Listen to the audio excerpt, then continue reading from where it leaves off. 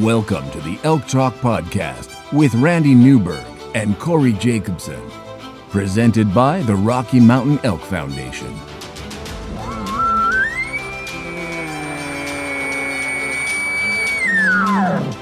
The goal is what little you and I know about elk hunting, we share with people. I've got an elk bugle. It's like 120 yards away. What do I do?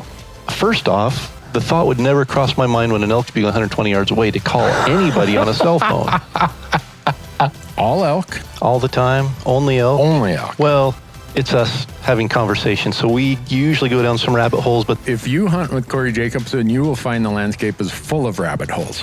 We're just going to make this up as we go. And you look at it like, oh, that's a target-rich environment. But if you're trying to single one out, a solo target there is much easier to go into than a big group. We record everything, so there's no BSing, no lying, no faking it with us. Did we hit the record button? I forgot to hit the record button. If you want to know something about elk hunting, this probably isn't the podcast to listen to. Should we give them a list of all the other podcasts where they might learn something?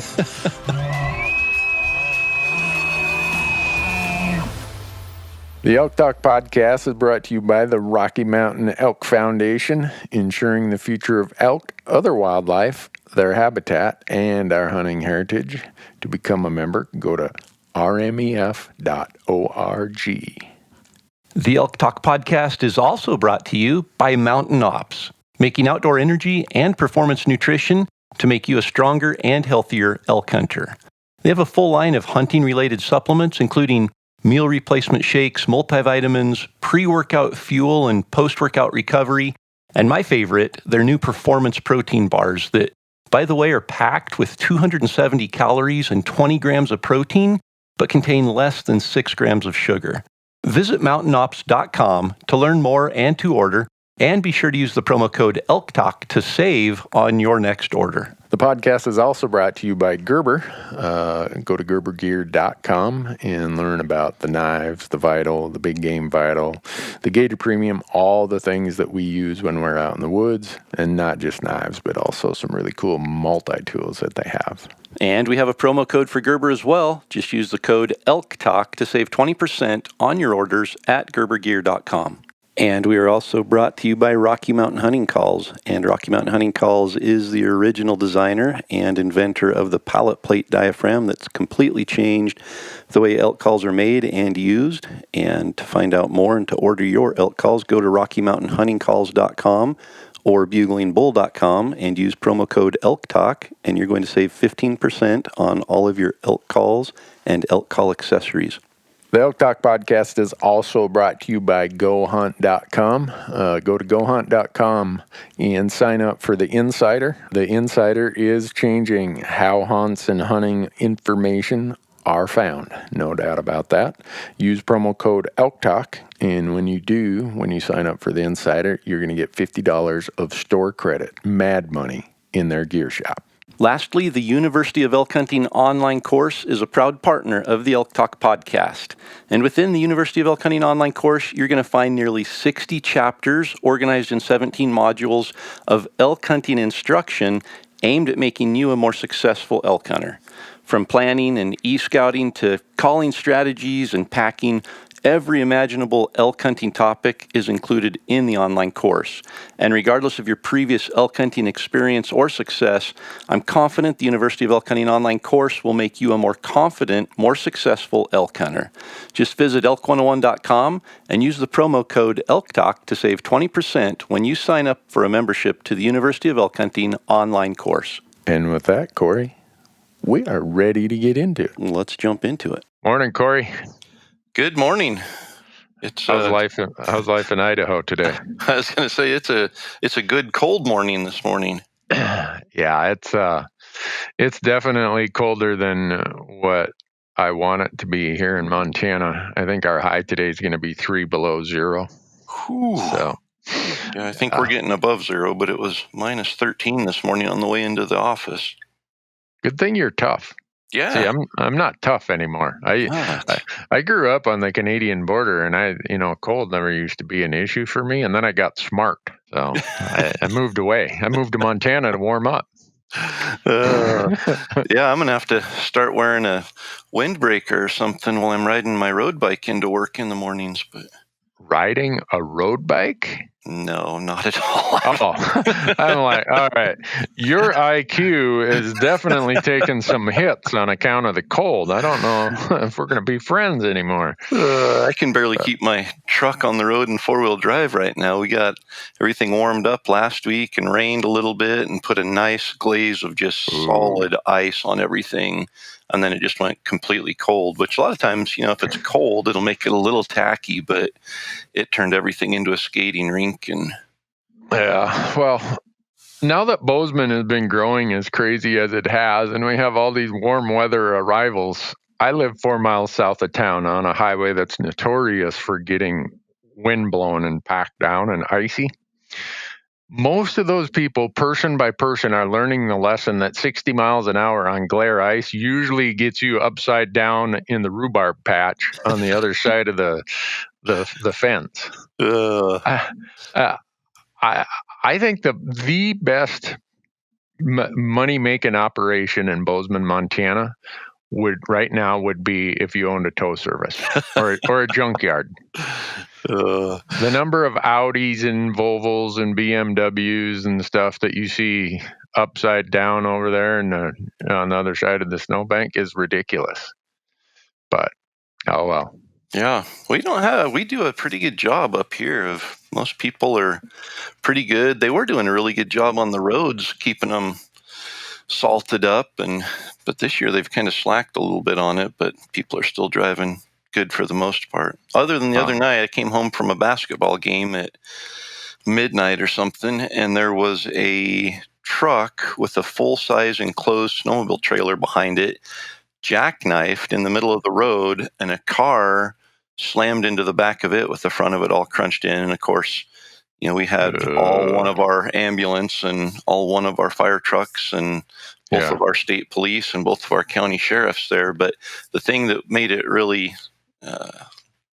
kind of questionable was speed limit's 25, and they were in front of the post office when that happened. I'm not sure what went on there, but was alcohol involved? Was probably the first question. Yeah, late at night and in front of the post office. Of course, there is a bar next to the post office and one across on the other side of the street. So you probably got that one right. Well, I don't know why that's worthwhile commentary for this audience, other than they're all probably nodding their head saying, yep. I thought you were going to say they're nodding their head ready to fall asleep already. Yeah, I mean, in the hunting space, we talk about the ethical dilemmas we're always faced of, is that a good shot? Should I take it? Should I not? Well, when I'm driving home and I see this, BMW SUV upside down in the ditch, I'm in this ethical dilemma of, do I stop and lecture them or do I stop and pull them out? I thought you would say the dilemma was, do I stop and lecture them or do I just drive by and honk? Well, I'm one of those guys. My wife just gets such a kick out of it. I drive the speed limit. So from my house into town, the speed limit's 60. And I drive 60. And the fact that a lot in the last 4 or 5 years, the number of people who are driving 65, 70, and they get right on my hind end, like the fact that they couldn't get the mattress off their back is somehow my problem. So usually I slow down to about 54. Yep. I get flipped off. I don't know how many times a month driving into work. And my wife, she just shakes her head like, hey, you're such a curmudgeon. In fact, we were on vacation last week. She said, you're 56 years old and you're already this much of a curmudgeon. How am I going to deal with you in 10 more years? I just smiled. Like, well, hold my beer, honey. I'll show you. I don't know. I'm never in that big of a hurry. I didn't move to Montana to have the high stress traffic of Salt Lake or Denver or Houston or San Francisco or something. So I'm not changing my ways on account of it. I've been here going on 30 some years. I ain't changing. I'm said that I'm too old to change. Yep. So, no, I might. I sometimes try to get places a little faster than others. But if somebody's going the speed limit, I'm certainly not going to ride their tail. I'll wait for an opportunity to pass them and do it right. And that just, nothing drives me crazy like people who get right on your tail and ride it, like, especially if you're going the speed limit or even a couple over, and they still do that. And I love my little manual shift on my truck. It's an automatic, but I can shift down from overdrive to third gear really quickly, and no brake lights come on or anything. And I've seen people, the whites of their eyes glow really quickly when all of a sudden they're worrying about trying to stop instead of get around me. Well, I have no idea what that has to do with Elk Talk. Me either. Zero. Other than when it's elk season. Yeah, I had an extra cup of coffee this morning, and I'm at the office, so maybe I'm just a little bit more wound up than I normally am. And watching people try to force me to drive faster when it's 12 below zero and my tires are still square, have a flat side on one part of it. I'm sorry, I'm not going 65 miles an hour when my radial tires are still kind of thump, thump, thump, thump. Yeah. So, oh well. Let's talk about elk hunting. All right. So, I went through some of the questions. And I don't exactly know if I'm paraphrasing these 3 comments correctly, but I am going to paraphrase it. And the questions, the way I sorted them into this folder were, I called the folder Weekend Warriors. I mean, I was in that situation for a long time of my hunting life where I got to hunt Saturday and Sunday. If I could convince my wife to take a Friday or a Monday off, I got 3 days. But the gist of the inquiries, if I were to state it, is how do your strategies or tactics change when you are, because they understand that you and I have the blessing of being able to do this and go on 5-day hunts or 7-day hunts. How do they change when we have to do the Weekend Warrior gig? And I've thought about that. And see, I'm cheating here. I read the questions a couple days before. Yeah, you're springing them on me. I get to prepare the answers, and then I just throw them out there, and you got to answer it. You're on your toes here. So I at least have an excuse. If mine sound unintelligent, it's just I didn't have time to prep for it, and I'm making it up on the fly here. Well, I can tell you that for me, because I do more rifle hunting than I do archery hunting, my Weekend Warrior strategy was to take advantage of Saturday morning, and I'll try to explain my logic of why I think that's helpful. Throughout the week, you have hunting pressure that peaks Saturday and Sunday, starts dropping down a little bit Monday, Tuesday. And the elk respond to that in rifle seasons on public land in general units in a big way. And by the time the crowd has thinned again by Wednesday, the elk start feeling a little bit more comfortable, They're still on high alert.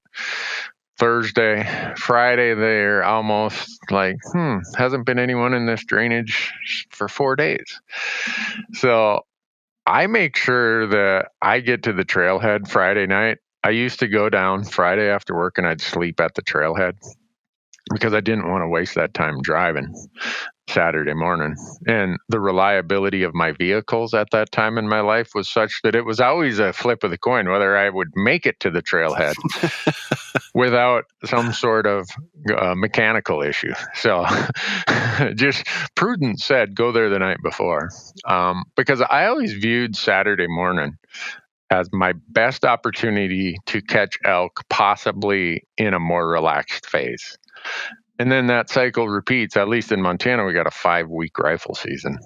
And by the time that 5-week rifle season is, we've been through 3 or 4 of these weekend pulses, followed by a lull in the activity later in the week. By about the 3rd week, the bulls, anyhow, have just said, you know what? I'm not going back to a relaxed mode, I'm just buried in here, and I'm not changing my ways until season's over. So I use that based on what time of the week the pressure happens. But then also, by the end of a rifle season, my weekend hunts were in some really ugly, nasty places. More so than they were earlier in the season when I thought the bulls hadn't quite responded to pressure as heavily. So I appreciate, I mean, the people who consistently fill tags only having Saturday and Sunday to hunt, those people should be hosting a podcast. Yeah, that's for sure. No, it brings me back to college days when, all we had was weekends usually, and we were driving 3 or 4 hours from college back home to our hunting spot. And, fortunately we had the good fortune of knowing the area, which I would imagine most weekend warriors probably should know their area because they're probably hunting close to home. And getting it done that way. But it's tough because you literally, you don't know what happened there during the week, and you get there and there may have been camps set up, and so you have to have a lot of backup plans. You have to know the area, and you have to know what the pressure's been like, what the season's like. For me, in archery season, we had weekends and we would go, and early in the season nothing would bugle. So our strategy would be more road hunting, just driving roads and getting out and hiking down a ridge and bugling, trying to find a bugle and getting back in the truck rather than just locking into one area. And then hopefully by about the third or fourth week, we'd got enough bugles and found enough elk that we had consistent places to go and get into them. But I think that's the hardest part when you only have 2 days in a row to hunt. Yeah. It usually takes you a day or two just to find the elk and get into them as much as they're moving around, and especially during the rut. They're out wandering looking for cows, and until they get locked in, it can be tough. And so I know when I graduated college and had my first full week of vacation from work and could go hunting for a week straight, we still hunted the weekends. We hunted the first and the second weekend and then took the third week off, and then ended up having to go back and hunt the fourth weekend. But it changed dramatically the ability to be able to find elk, get into elk, and then hunt elk. And I think if you're able to string 4 or 5 days in a row, your chances of success go up dramatically for that fact. And if you aren't able to do that, you have to be really good at finding elk and knowing where they're going to be at those times so you can get in and hunt them. Yeah, it would be kind of smug to give the answer of, well, don't just hunt weekends. Yeah. I mean, that would be a terrible thing to say. But a better way to try and make that point would be, if you can block 4 days together instead of 2 Saturday, Sunday trips, a 4-day block of, Thursday, Friday, Saturday, Sunday gives you a whole lot of advantages in that it's less likely that both days, on a weekend, what if you pick your weekend and it's 75 degrees, 80 degrees? Yep. That's such tough conditions. Or like for me this year, so I think the weatherman waited and looked at my calendar and said, well, if Randy's going elk hunting, we're going to forecast 50-mile-an-hour winds. And for once, they were correct. What a job to be a weatherman. You're right 10, 15% of the time, and you get a promotion. You get exposure. You get to be on TV, everything, for only being right. A good one's right 20% of the time. Well, and I love how they go back and change it after it happens and make it look like they had predicted it. What was the weather? I go back and look at some of the weather forecasts, and it's like that was not what they were showing even the morning of that date. They're really good at updating it after the weather happens, and I don't think that's considered a prediction, is it? That's a guess. Yeah. No. What they do is a guess. After the fact. Yeah. That's kind of like accountants. We tell you what happened when we make your financial statements for last year. That's pretty easy to do. You're looking in the rear view mirror. You know what happened. Yep. But how did we get? Oh, I know how we got off on that tangent. I was talking about if you only have these 2-day periods, the likelihood of the conditions wiping out or really slanting against you are higher. Whereas if you have a 4 consecutive day period, hopefully 1 or 2 or maybe 3 of those days you got better conditions. And I know that's not possible for everybody to do. And when I get questions like this, it makes me that much more grateful for the blessings that I've received in my life that allow me to do this. But for me, back when that was my life, I was trying to put together longer blocks when I could. And it's not easy. I mean, you think about all the commitments people have of family and work, and like you coach basketball. Well, in the fall, a lot of people are coaching their kids' soccer teams or, Pop Warner football team, and it's a challenge. And those people who can do it on a regular basis have all my respect. That's for sure. Definitely. Yeah, and like you said, if you can move a schedule around, and after my freshman year in college, I realized, hey, they give you they treat you a little bit like an adult here in college and give you a little bit of flexibility. And so I looked at the classes I needed, and I scoured that class schedule looking for what will get me off earliest on Friday morning and get me back latest on Monday afternoon. And by my junior year, I had a lab on Friday morning that I found out I could skip and just turn in the stuff on Tuesday of the next week and still get credit for it. So I didn't go to that lab all semester. And then I also didn't have any Monday classes. So I was able to leave Thursday night my junior year in the fall and hunt Thursday night through Monday morning and come back Monday night, and usually have enough time to get my homework done and turned in on Tuesday what I needed. So that was also the semester that I had a 2.0.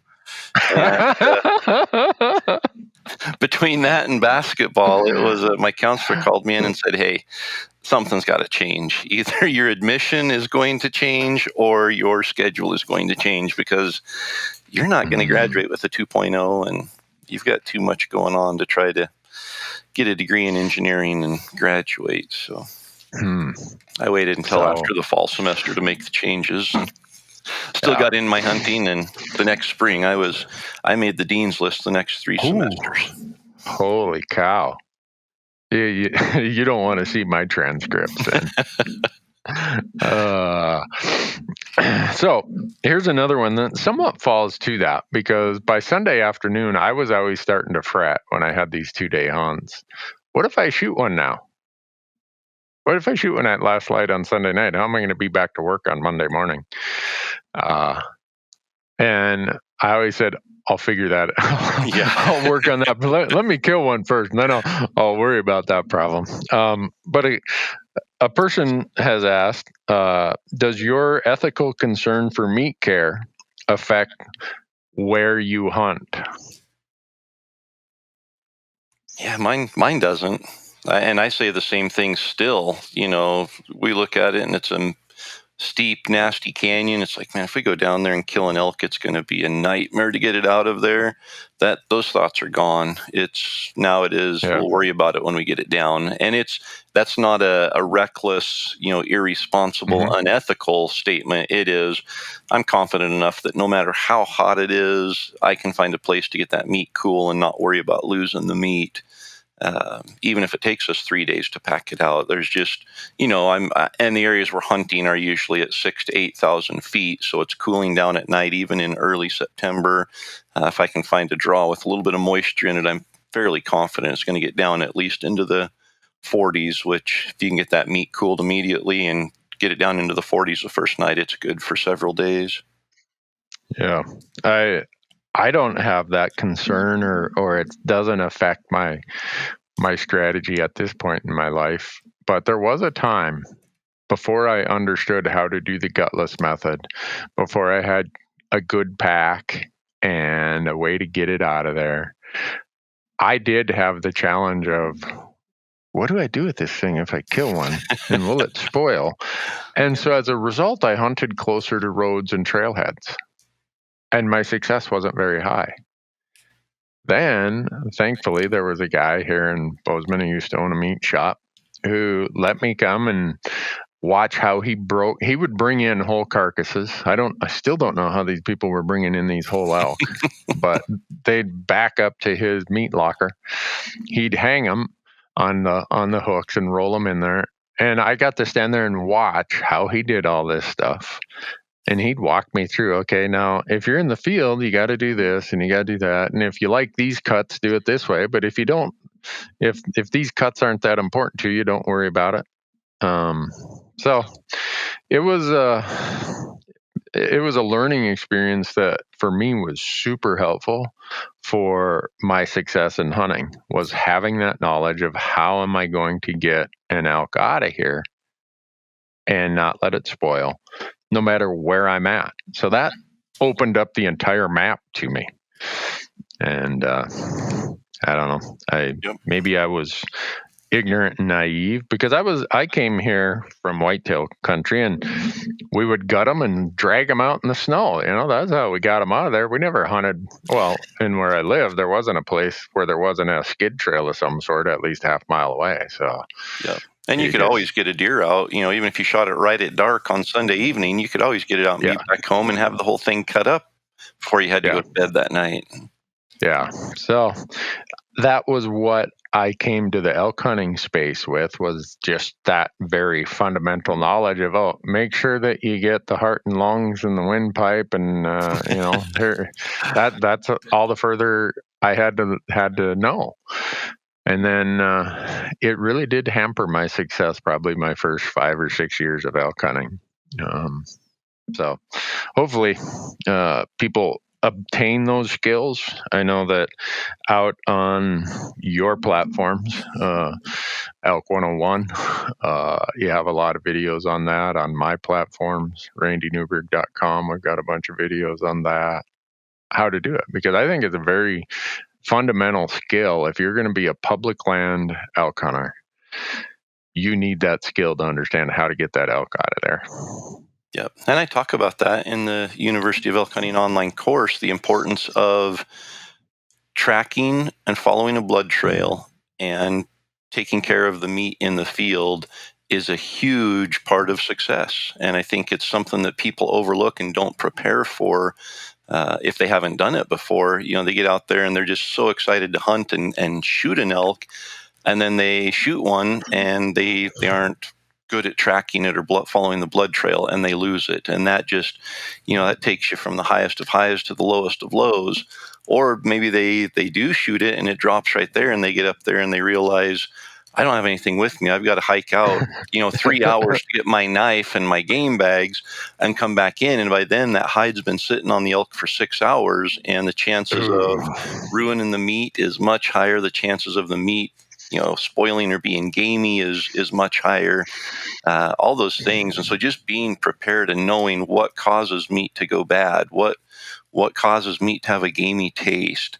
And I had a similar situation. I've been hunting elk my whole life, and so I understood the process of breaking it down and packing it out. But even with that, there's some things that I've learned even in the last 10 years that have helped tremendously. And I think the one, going back to your question of, is it unethical to drop into some areas during some parts of the year and shoot an elk worrying about the meat?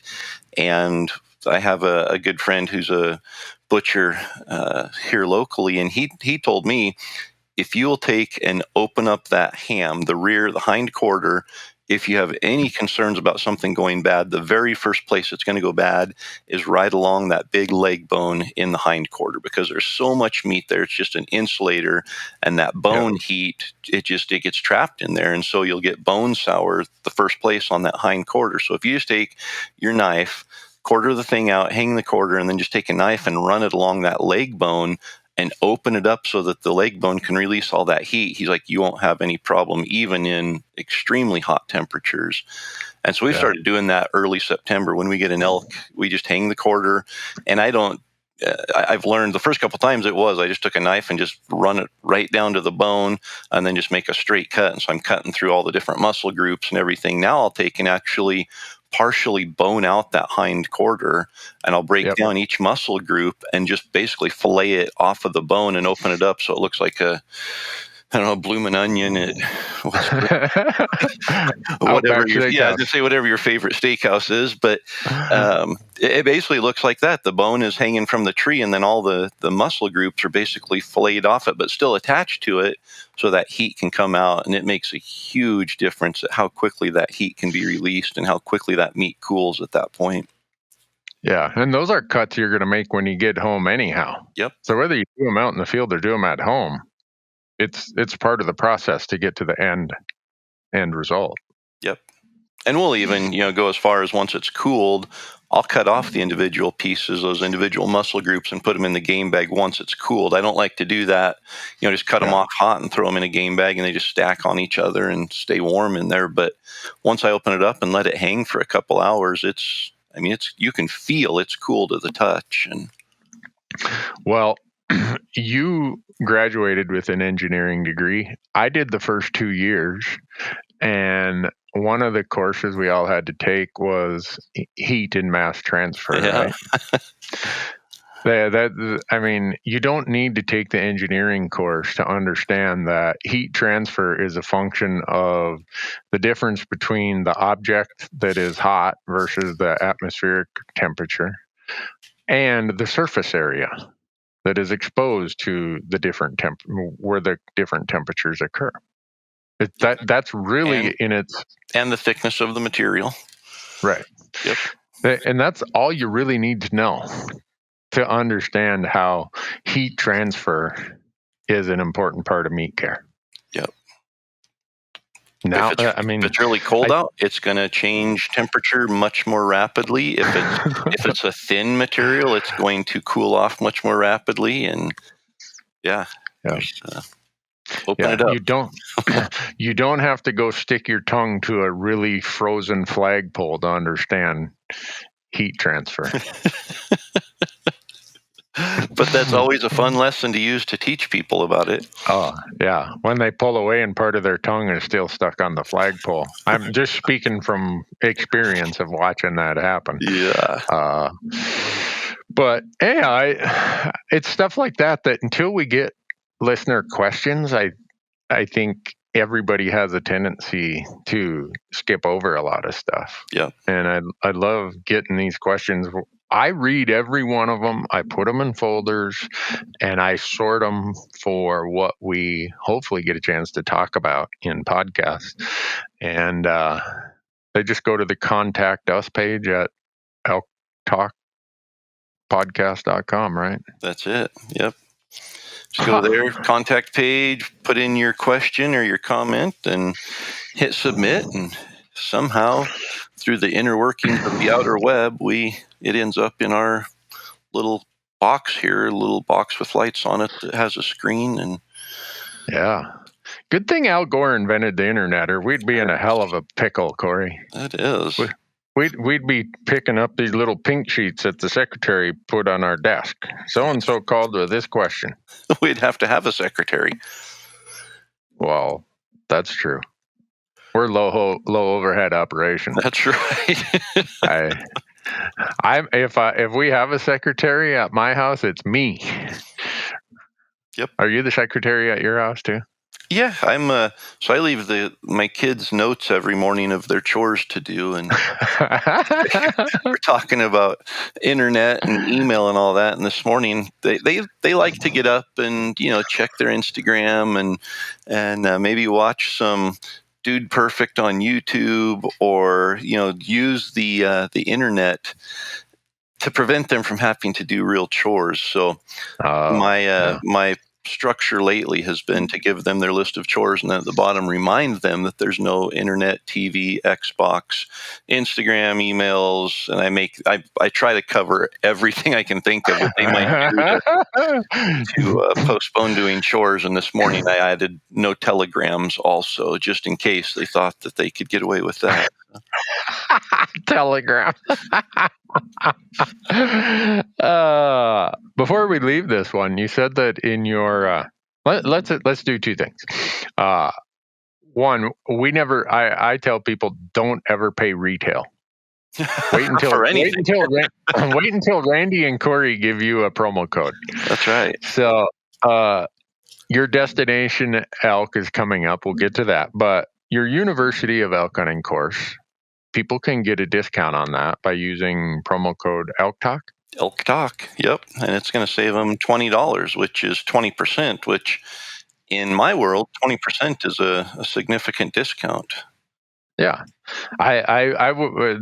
You don't need an engineering degree to come to the proper decision when this is the two options. Do I want to pay 100% or do I want to pay 80%?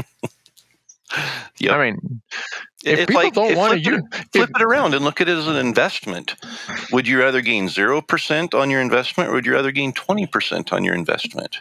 There you go. Yeah. And I mean, if people don't want to use the promo code, that's fine. It's more money in Corey's pocket, but I would suggest they don't pay retail. I have a problem with paying full retail.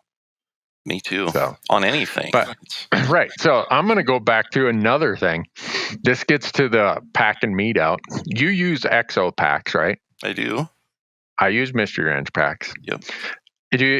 What's your thought when you see some guy walking around out there with a fanny pack?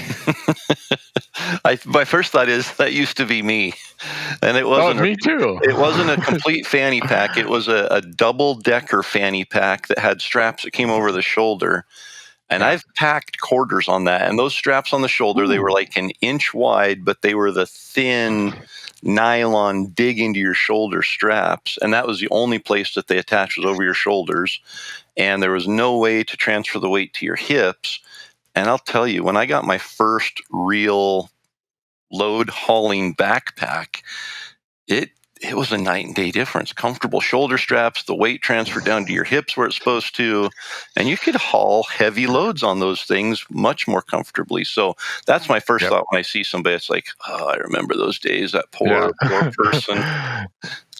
Yeah, I that's what goes through my mind also. Oh, yeah, that was not good. And the few times I shot an elk back in those days, I wasted one whole trip going back to the truck to get my external frame meat hauling pack. Yep. Which I think I bought at not even a secondhand store, a third-hand store.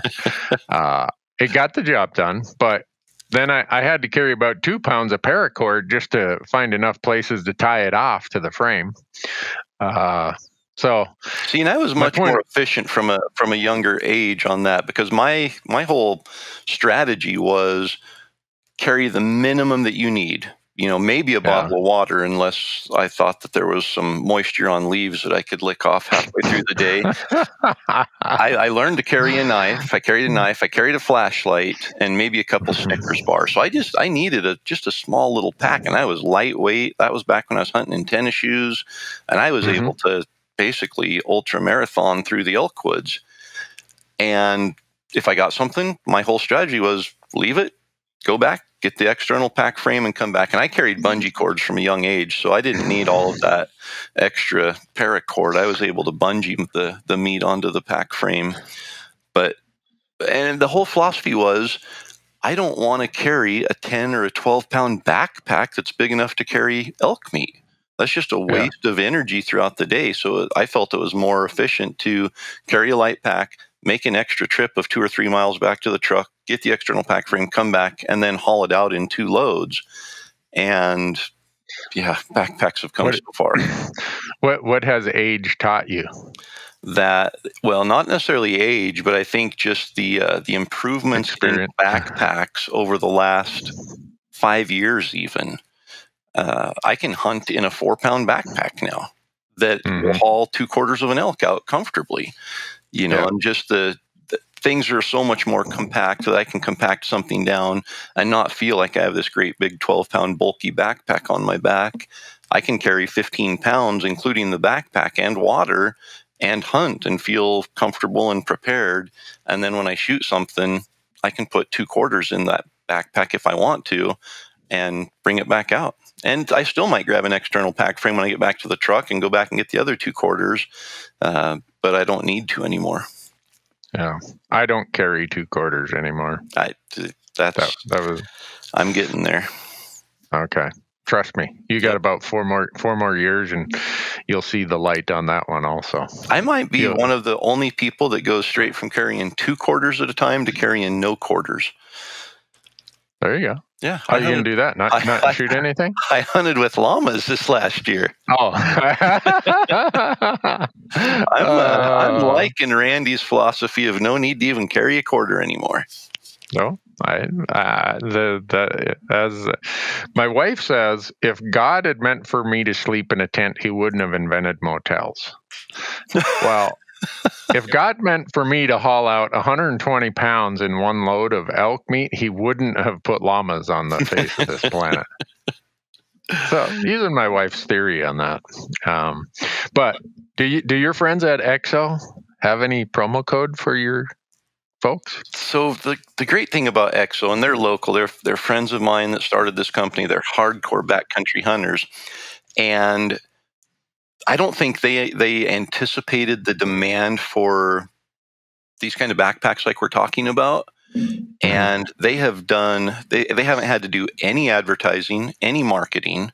They have social media accounts and everything, but they don't pay for any marketing, and they do not offer any discounts.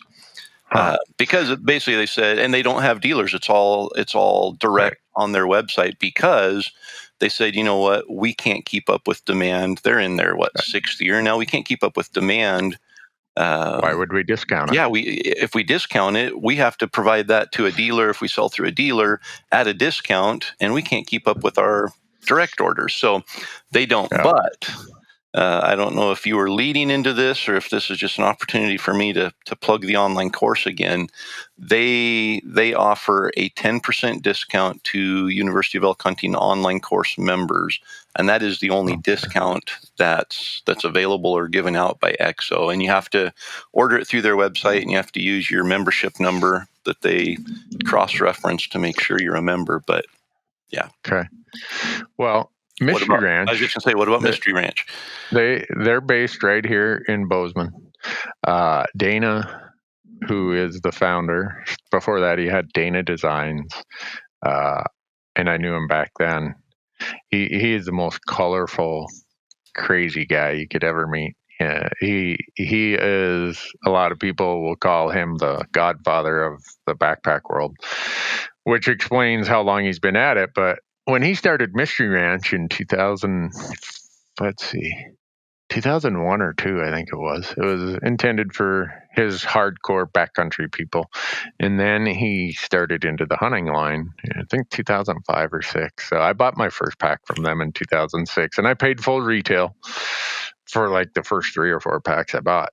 But now, if you don't want to pay full retail, you go to gohunt.com, and in their store, they carry Mystery Ranch packs. And when you check out and use promo code Randy, they'll give you 10% off. So back to your old theory, do you want to pay 100% for a Mystery Ranch pack, or do you want to pay 90% for a Mystery Ranch pack?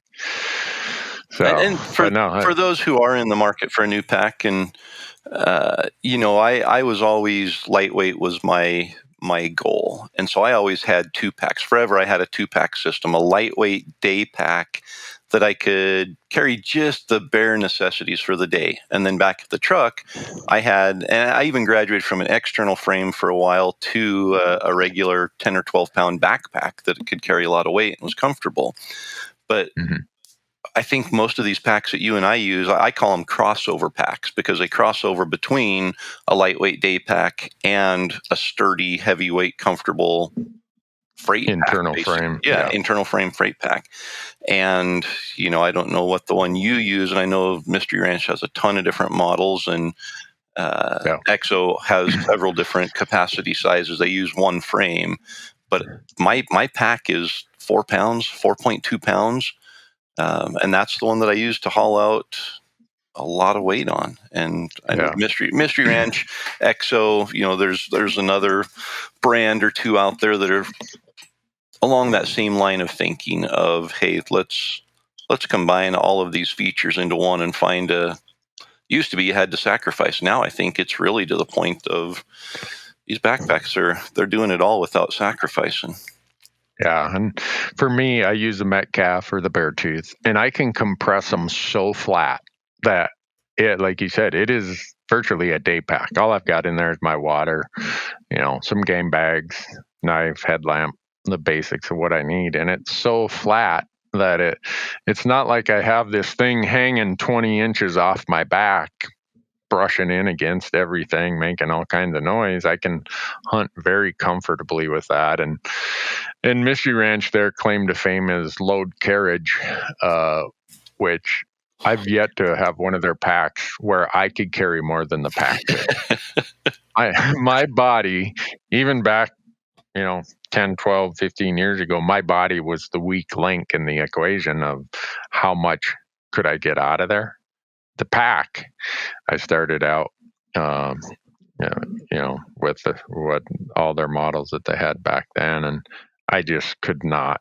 I couldn't carry the amount that I could put in there. Yeah. And so, anyhow, the whole pack discussion is one that is a helpful solution to hunting in these places where the ethical concern of meat is lessened again. It's lowered when you have a pack that allows you to do what you and I do.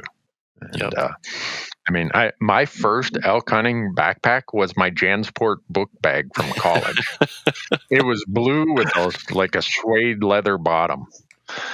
And fortunately, I didn't kill an elk while I had that. Oh, and I had an old military rucksack. I mean, it was literally 2 straps that came back into this great big heavy canvas pack. And I can remember my first, it wasn't even an elk hunt. I went on a backpacking trip one summer, and I loaded that thing up with everything I could put in it. And I literally had a cast iron skillet. I had a little thing of Crisco frying grease. If this pack could hold it, I was putting it in there. That's what backpacking was about. I'm going in comfort.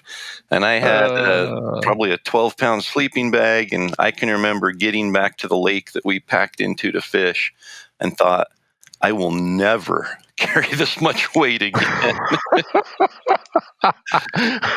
That was your training regimen. Oh my goodness. It's just amazing to look at how far I've come, in my experience and intelligence, and how far gear has come. My sleeping bag now is, I think, 2 pounds or under 2 pounds, and it's a 0-degree bag. And, my backpack or my sleeping bag back then literally was a 12-pound canvas, heavy duty, something you could probably sleep out all winter in now. And you needed your own Sherpa just to carry your sleeping bag. Exactly. Yeah. And now we have llamas. Yeah. Well, tomorrow I'm doing a thing called Shop Stories. We do them for my YouTube channel, and my crew was looking at some of these old pictures when I first started hunting. And I didn't even own a camera until I moved to Montana in 1990. So we're talking retro here. And they were looking at it, and they're like, you hunted in that? I'm like, yeah, that's all I could afford. For the first 3 years, I didn't notice it till they picked it out and commented. For my first 3 years of hunting, my Converse All-Stars that I wore as my basketball shoes in high school were my hunting boots. Yep. Snow, it didn't matter. I couldn't afford a pair of really nice pack boots like, the ones we wear now. So I made do. And I got to looking. Yeah, I'm duck hunting. Oh, there's my Converse All-Stars. Oh, I'm elk hunting. Oh, whitetail. Oh, I shot this antelope in a blizzard. Yeah. Oh, Converse All-Stars. And so we're going to do this thing about my evolution of gear. And it's something you and I have said many times, and it was a principle that I had back then, was I was never going to let the price of gear keep me from hunting. I was going to make do with whatever I had, but I was still going hunting. And I think you and I have said that many times on this podcast, is as much as gear helps and it provides us some comforts, and it are these little incremental things that we find worthwhile as our budgets can afford it. I don't think you or I have ever let the price of gear take a higher priority than the cost to go out in the woods with a tag in hand and actually hunt. Yep. No, and I think we all start in the same place. And, it was cotton-based jeans, or not jeans, but camo pants from Walmart. And I remember when I got my first pair of Walmart hiking shoes, it wasn't basketball shoes anymore. And I was in college and just thought, I'm going to try a pair of these. They're $20. And I mean, I blew them out, ripped them out in the first 2 days of shed hunting in them. But they were way more comfortable for those 2 days than my basketball shoes were. And they had traction. That was the crazy thing, is I wasn't slipping and falling on wet grass the whole time trying to climb a hill anymore. And so, I think we all start there, and then we just start to look at, okay, what do I need? What's the top thing that I need to get out and either be safe or be comfortable? And that's how we all start. And we start collecting it there. And by at some point, we get to a point where it's like, okay, I know this isn't a necessity at all, but I really like that, or that, Yeah. I carry a little thing called Pyro Putty now. It's this little battery charger starter with some little fire starter. And forever, all I carried was a box of waterproof matches. Yep. But I've spent a long time trying to get wet wood burning when I needed a fire going. And now I have this quick little thing that, it's a little bit bigger and maybe an ounce or two heavier, but it's sure convenient. So just little things like that. Yeah, you don't need it, but man, it makes things a little bit more comfortable. Yeah. So I think people will hear that from you and I. Anytime someone asks us an equipment question, we're blessed where we get to work with some of the great companies, but we would never tell somebody go spend all this money on gear if it means you can't afford a tag or the gas to get to the trailhead. Yep. And I don't think any of our partners, any of our sponsors would want people to do that. Nope. They would say, hey, put it on your priority list, but go hunting. Yep, absolutely. So I was surprised that you would be able to do a podcast today, Corey, because you've got a really big thing going on tonight.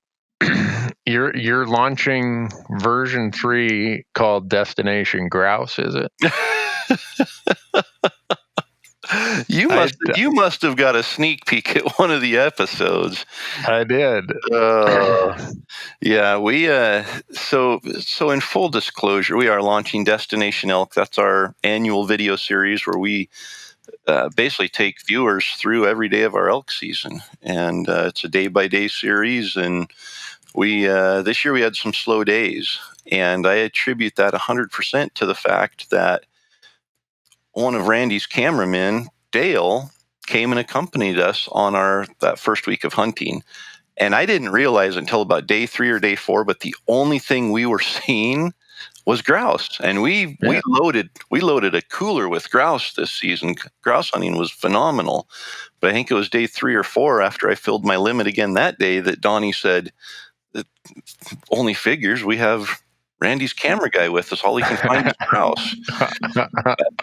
We did have fun. We got grouse, which I love grouse, and hunting was slow enough that I wouldn't even have given Randy a hard time for chasing grouse during those days because the elk weren't cooperating. But we kick off that series tonight with our Idaho archery hunt, and that's on the Elk 101 YouTube channel. And it's always so exciting because we are finally able to share the content that we collected from last hunting season. And I think the series, the way we do it, it shares everything we go through. It shares those slow days. It shows that we don't just step out of the truck and elk are bugling every time we go out. That I think we spent 5 days and only had one real elk encounter until the 5th day. Wow. But there's a lot of stuff learned, and there's a lot of other action there that I think, a lot of us got burned out, I think, on just the 22-minute episode of the highlights of here's the 2 call-ins and a kill, and it has to be a kill. And I think that's what I've always looked up to with what you've done is, you've shared everything. You've shared the adventure, the highs, the lows, the success, the failures, everything. And I think it's just so easy to relate to that because it's what all of us experience. Yeah. And so that's our goal with that video series, sharing the adventure. I notice that And I suspect I'm probably excluded from the prize drawings, which is fine.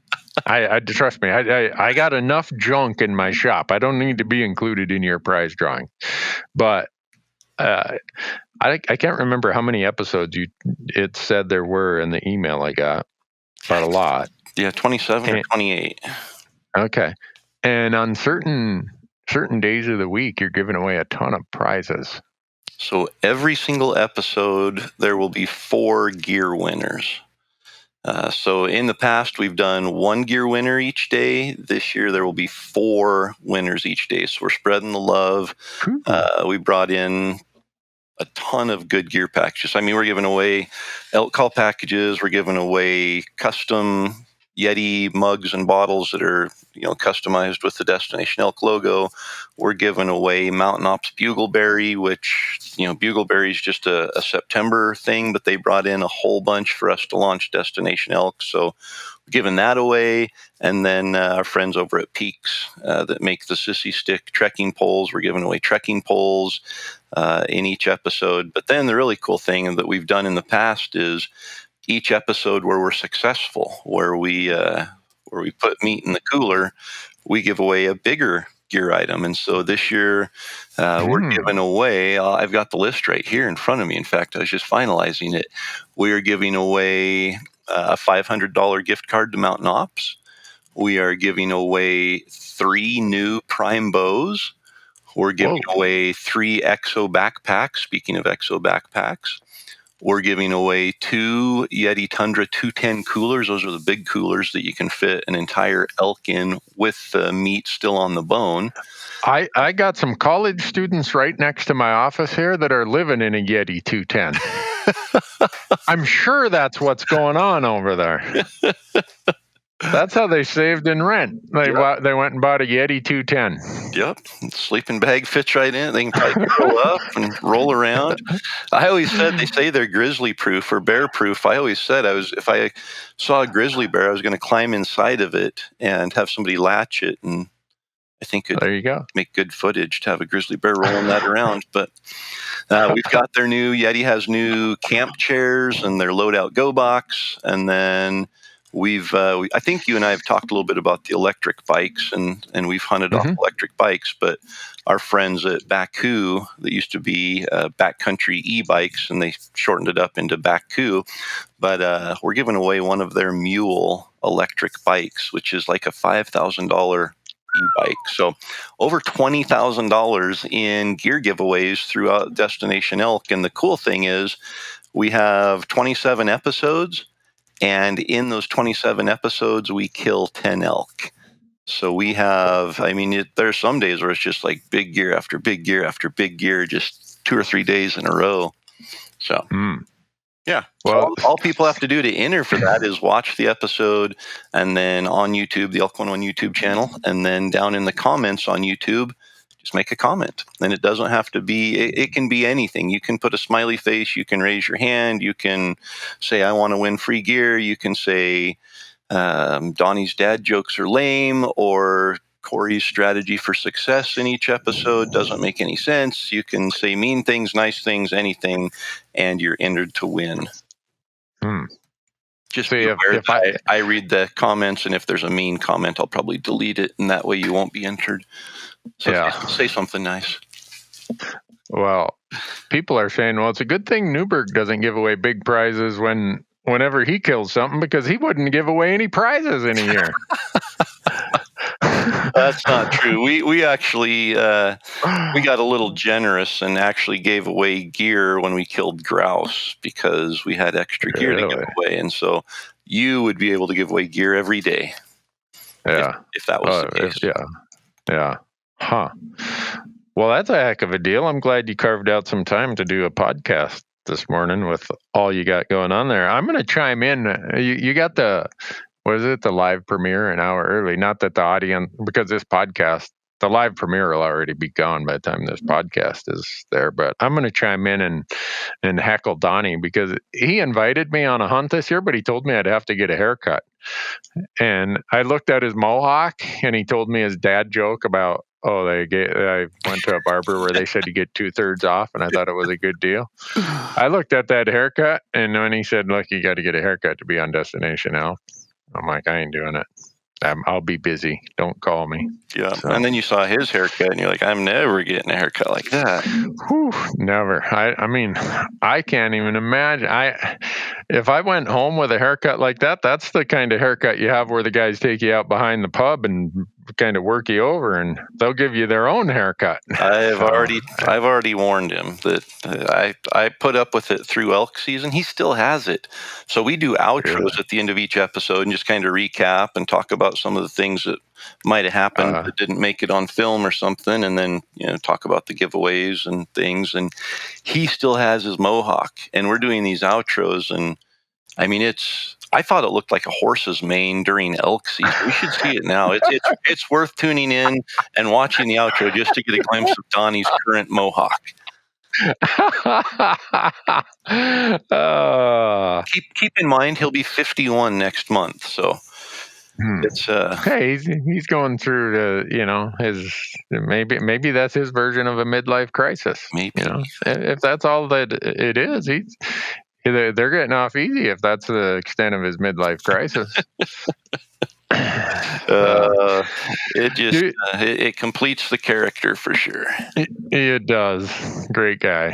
Do we want to talk about any politics, legislation things on this podcast, or do we want to save it for a future podcast? Man, I say let's save it for a future, but there are a lot of them. We've got the Montana deal that's going to hose non-residents if it goes through. I know California is trying to ban bear hunting.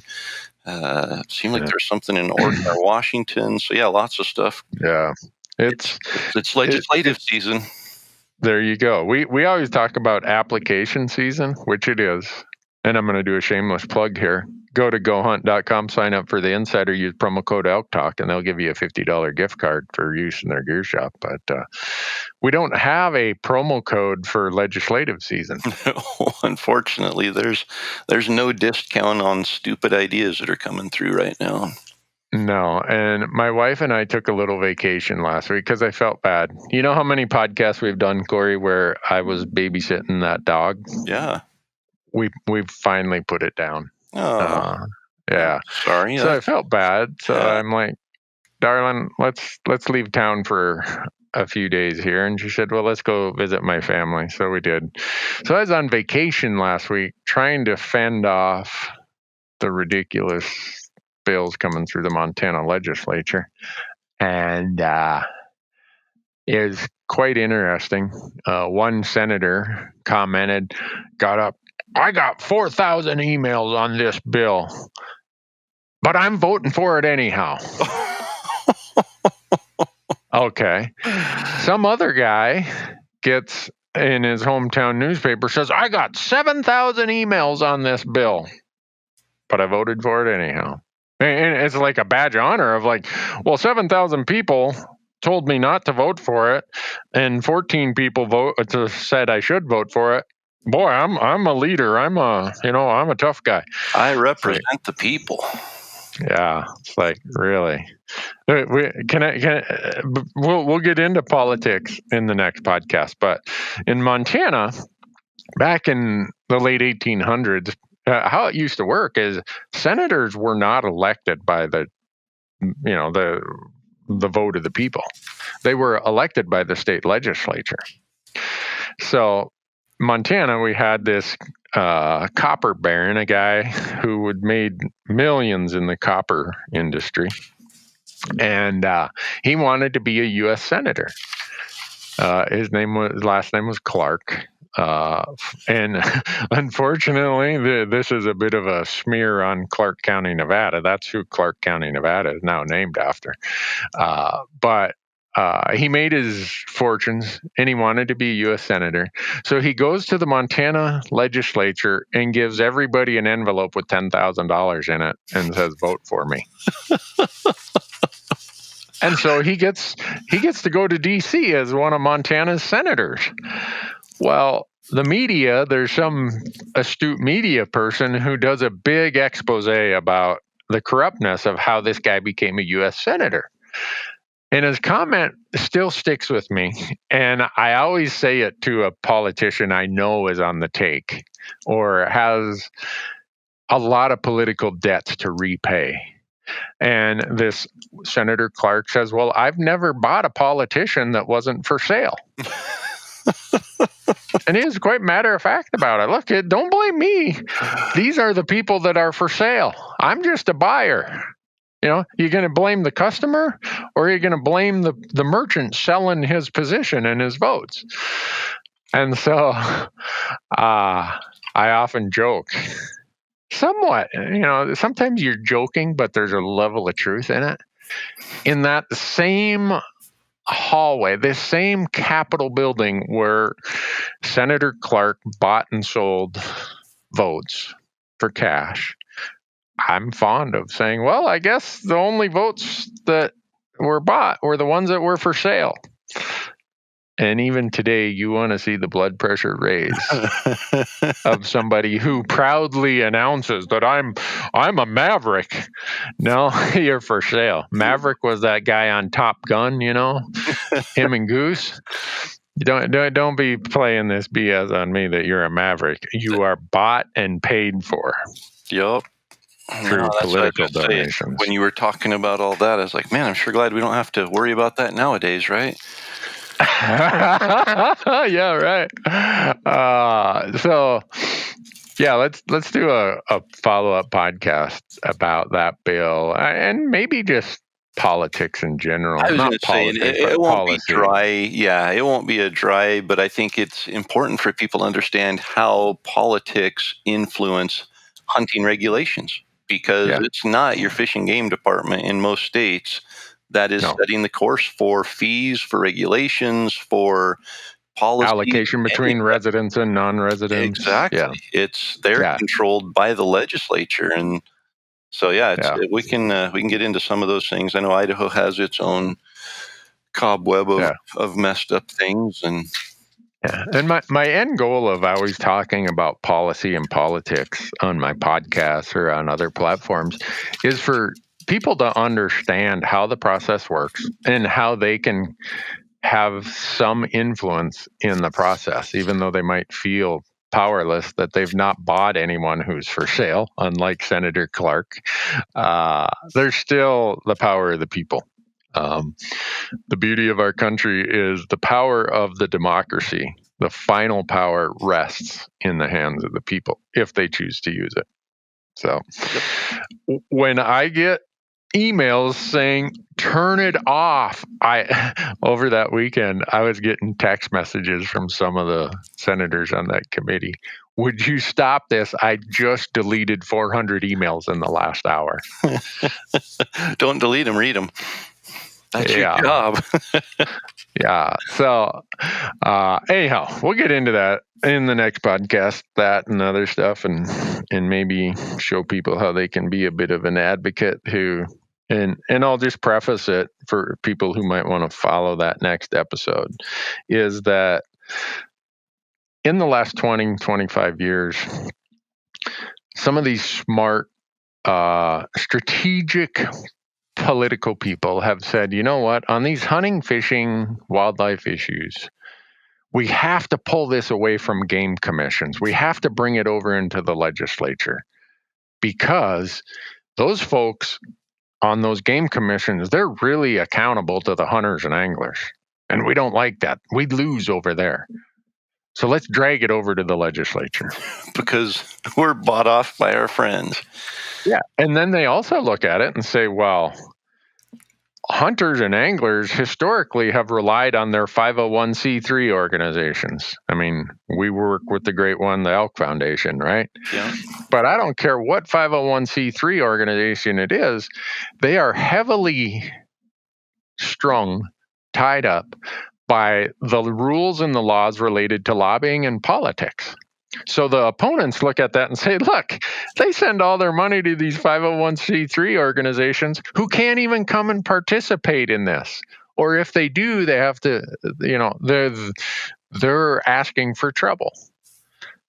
So all of us who send our $100 to the Elk Foundation or, whatever group, the topic is for, whether it's fishing or whatever, guess what? They can't, by law, they run a huge risk if they go over there and play in the political arena.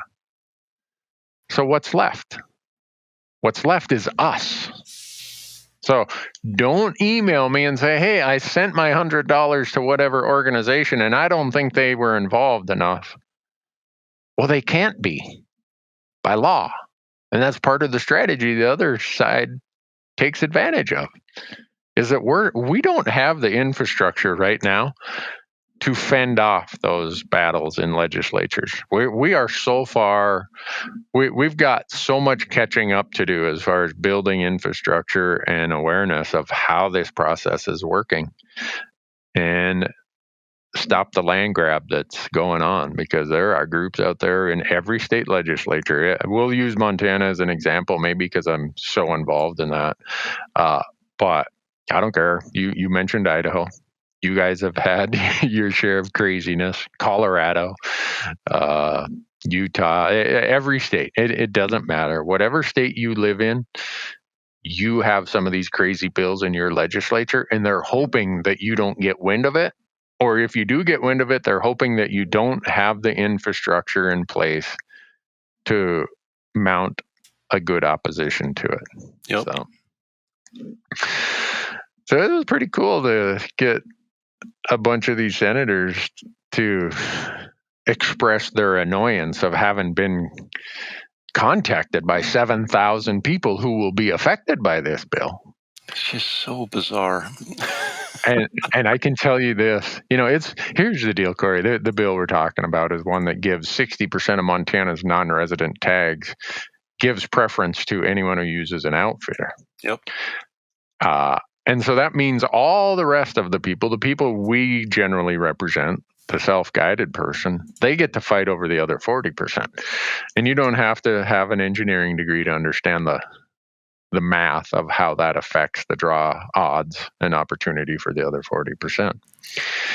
But I can assure you that if this, and it'll probably make it out of committee because the skids were heavily greased.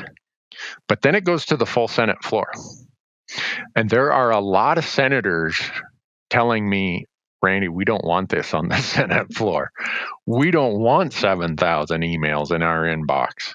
Yep. We don't. And here's the other part. In Montana, we passed a ballot initiative in 2010 that overturned outfitter set-asides for tags. Well, in effect, what this bill does is says, all you voters in 2010 who express your displeasure with funneling a guaranteed part of a government transaction stream, funneling that to a small handful of people, you told us you didn't like that, but we're smarter than all of you. We know what's best for you. That's the job of the government, right?